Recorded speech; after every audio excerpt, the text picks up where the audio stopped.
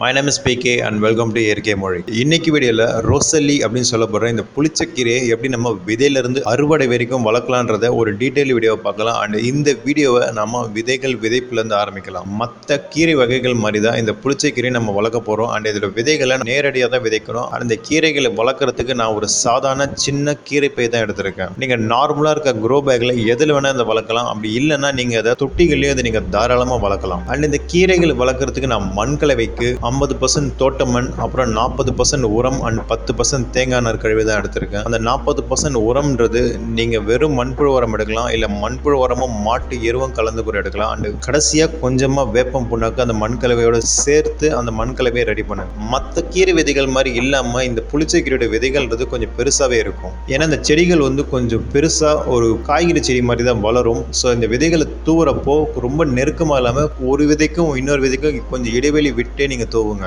ஏன்னா இந்த புளிச்சக்கீரையை நம்ம நிலத்துல வளர்க்கறதுக்கும் மாடி தோட்டத்தில் வளர்க்கறதுக்கும் ஒரு பெரிய வித்தியாசம் இருக்கு. அது என்னன்றதை வீடியோ முடிகிறப்போ உங்களுக்கே புரியும். ஸோ விதைகள் தூவுனதுக்கு அப்புறமா மேல ஒரு சின்ன லேயர் ஆஃப் மண்புழு உரமும் வேப்ப முழங்கும் கலந்த கலவையை தூவிட்டு அதுக்கு மேல நீங்க ரெடி பண்ணி வச்சிருக்க மண்கலவை போட்டு இதை நம்ம மூடிடலாம். மண்கலவை போட்டு இந்த மாதிரி லைட்டா டேப் டவுன் பண்ணுங்க. அப்பதான் அந்த சீட்ஸ்க்கு ஒரு கான்டாக்ட் வரும். அண்ட் அதுக்கு மேல ஜஸ்ட் ஒரு கொஞ்சமா தண்ணி விடுங்க. அந்த மண்கலவை ஈரமாகிற அளவுக்கு மட்டும் விட்டா போதும். ரொம்ப அதிகமா தண்ணி விடக்கூடாது. கரெக்டா விதைகள் விதைச்சதுல 7 நாள் கழிச்சு இருக்கு அப்டேட் என்னன்றதை பார்த்துடலாம். இந்த புளிச்சக்கீரைன்றது ஃபுல் சன்ல வைக்கிறதோட ஒரு நிழல் பாங்கான பகுதியில் வச்சிங்கன்னா இந்த புளிச்சக்கீரை தாராளமா ரொம்ப ஆரோக்கியமா வளரும். இப்போ அடுத்து 20 நாள் கழிச்சு இருக்க அப்டேட் இதுதான். மற்ற கீரை செடிகள் மாதிரி இல்லாம இந்த புளிச்சக்கீரையோட தண்டுகள்ன்றது ரொம்ப தடிமனா இருக்கும். அண்ட் அதுல இருக்க இலைகளை மட்டும் தான் நம்ம அறுவடை பண்ண போறோம். அண்ட் நீங்க விதைகளை விதைச்சதுல இருந்து ஒரு 45 நாட்களே நீங்க முதல் அறுவடை எடுத்துடலாம். அந்த செடியை நீங்க பாக்குறப்ப உங்களுக்கு தெரியும் அது எவ்வளவு மெச்சூரா வளர்ந்துருக்குன்னு. இந்த அளவுக்கு வளர்ந்ததுக்கு அப்புறம் நீங்க இதுல இருக்க இலைகளை மட்டும் நீங்க கட் பண்ணி நீங்க அறுவடை எடுக்கலாம். அண்ட் நீங்க இலைகளை கட் பண்ணி எடுத்ததுக்கு அப்புறம் அந்த செடி இன்னும் கொஞ்சம் வளர்ந்து அதோட இலைகளை ப்ரொடியூஸ் பண்ணும். நாம இந்த புளிச்சக்கீரை நிலத்துல வளர்க்குறப்போ நம்ம அதை தண்டோட தான் புடுங்கி எடுப்போம். ஆனா நம்ம வீட்டுல வளர்க்குறப்போ அந்த மாதிரி பண்ணணும்ன்ற அவசியம் இல்லை. அதுல இருக்க இலைகளை மட்டுமே நம்ம கட் பண்ணி எடுக்கலாம். இந்த புளிச்சக்கீரைன்றது ஒரு ஆல் சீசனல் கிராப். இது நீங்க எந்த சீசன் வேணாலும் தாராளமா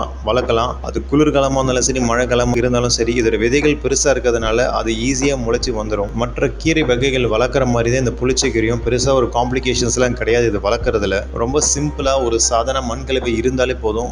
ரொம்ப ஈஸியாகவும் ரொம்ப ஹெல்த்தியாகவும் வளரக்கூடிய ஒரு செடி தான் இந்த புளிச்சக்கீரை. இதுல பூச்சி தாக்குதல் பார்த்தீங்கன்னா மாவு பூச்சி தாக்குதல் கண்டிப்பா இதுல வரதுக்கான வாய்ப்பு இருக்கு. அண்ட் அதையும் நீங்க வேப்ப எண்ணெய் கரைசல் மூலமா ஸ்ப்ரே பண்ணி அதை ஈஸியா கண்ட்ரோல் பண்ணிடலாம். இந்த புளிச்சக்கீரையிலேயே இன்னொரு வெரைட்டி இருக்கு. அது சிகப்பு புளிச்சக்கீரை. ஒரு சின்ன க்ரோ பேக் இருந்தா போதும். நமக்கு தேவையான அளவுக்கு புளிச்சக்கீரையை நம்ம ஒரே க்ரோ பேக்ல இருந்து ஈஸியாவே கல்டிவேட் பண்ணி இதுல இருந்து எடுக்க முடியும். ஏன்னா நம்ம இந்த இலைகளை மட்டும் தான் நம்ம கட் பண்ண போறோம். அண்ட் இதோட வளர்ச்சின்றது ஒரு கட் அண்ட் க்ரோ மெத்தட். நம்ம இலைகளை கட் பண்ணி விட்டதுக்கு அப்புறமா அந்த செடி இன்னும் கொஞ்சம் வளர்ந்து அதிகமான இலைகள் கொடுக்கும். ஸோ இந்த செடிகள்ல இருந்து விதைகள் முத்துற வரைக்கும் நீங்க தாராளமா அறுவடை எடுக்கலாம். ஸோ இதுதான் முதல் அறுவடை. அண்ட் இந்த அறுவடை அப்படியே கண்டினியூ ஆகும். ஸோ நம்ம கடைசியா இந்த புளிச்சக்கீரை செடியில இருந்து எப்படி விதைகளை சேகரிக்கலான்றதை பார்த்துடலாம். ஒரு தண்டுக்கு இடையிலும் இந்த மாதிரி ஒரு வெள்ளை கலர்ல பூ வைக்கும். இது பச்சை கலர் புளிச்சக்கீரையில இந்த மாதிரி வெள்ளை கலரான பூ வைக்கும். அண்ட் இன்னொரு வெரைட்டி ஆஃப் புளிச்சக்கீரையில சிகப்பு கலர்ல பூ வைக்கும். அந்த பூக்களுக்கு கீழே பார்த்தீங்கன்னா இந்த மாதிரி ஒரு பட் மாதிரி ஃபார்ம் ஆகும். இதுக்குள்ளதான் இந்த கீரையோட விதைகள் வளரும். ஸோ இந்த விதைகளை அறுவடை பண்றதுக்கு 2 டைப் ஆஃப் இருக்கு. ஒன்று நீங்க